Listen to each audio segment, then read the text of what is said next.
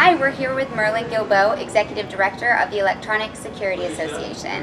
Merlin, thank you so much for sitting down with us and spending some time with us. My pleasure. Have a few questions for you. Okay. Seems like interactive services is making quite a buzz in the industry. Can you speak to that at all? It is. I think it's a lot has to do with the technology, obviously, Right. and it's completely different from the security aspect. It's actually products that customers like to have, want to have, instead of have to have, which is kind of where security has been for so many years. We think it's so important at ESA that we launched an initiative called Secure Plus Initiative. Okay. It's an effort to try to get the industry engaged, manufacturers and dealers engaged in this new interactive service technology, as well as promoting it amongst consumers. We want consumers to think of our members and security integrators first and foremost when considering a purchase of interactive services. Right. Do you see any integrators struggling with bundling that into their own services, or?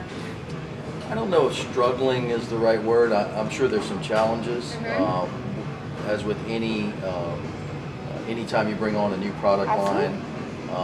But I also see some opportunity. I think the opportunities far outweigh the challenges, and primarily in the RMR area.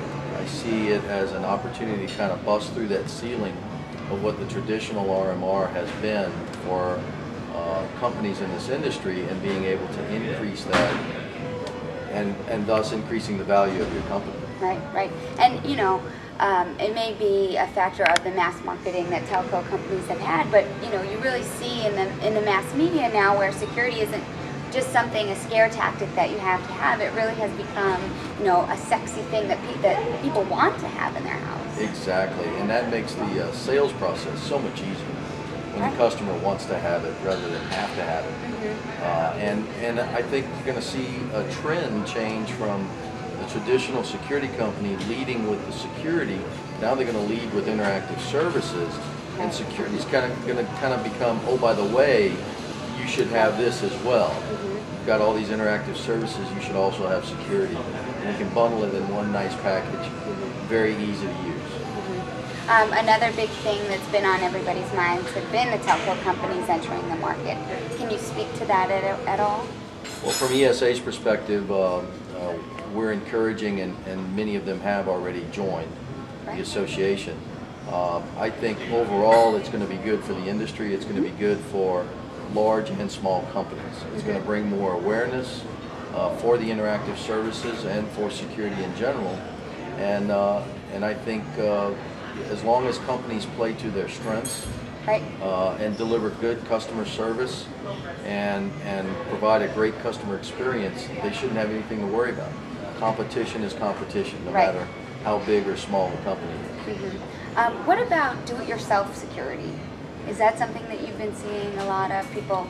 Yeah, there is threats with that. There is. We're seeing increased activity with purchases online, where you can buy a kit online, install it yourself. There's a segment of this country that will buy that. You know, they'll try to do it themselves, and then I think the majority of the population just wants somebody to come into their home, do it right, set it all up for them, make it simple, and they'll buy it. So I don't know that DIY is a real threat. It's certainly another competition. Do you see any other trends affecting the industry on the horizon? I think the interactive services is a pretty big trend at this point. I think the economy, you know, there's still some uncertainty in the economy. There's certainly a lot of discussion about healthcare. All of these things are, you know, they're not necessarily technology or specific to our industry. They're specific to small business, business in general. Those are going to be impacting our members over the course of the next year, especially after this election. You know, there's a lot of uncertainty. Don't know the direction of the country. Hopefully, some of those things will become much clearer after November, and people can have some confidence again in the economy and go out and start hiring those extra folks that they need, and get this country back on track. Right, absolutely. Do you have any business advice you'd like to offer, you know, owners or even young security professionals just entering the industry? I think networking with your peers is critical to building a successful business. You know, we've got some great people in this industry that are willing to spend time one-on-one with individuals, spend time being a presenter at ESX. They're willing to share their knowledge and all the pitfalls that they've gone through and all the opportunities that they've taken advantage of.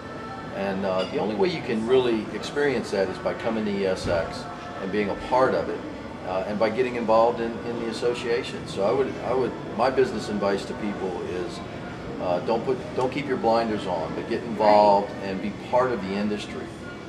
Don't just take from the industry, but also give back. Right. I've always been amazed by that. And you know, maybe they're not direct competitors. This one's in this state, this one's in another. But they sit down and this is what I've gone through that, and this is a pitfall. This is what you should avoid.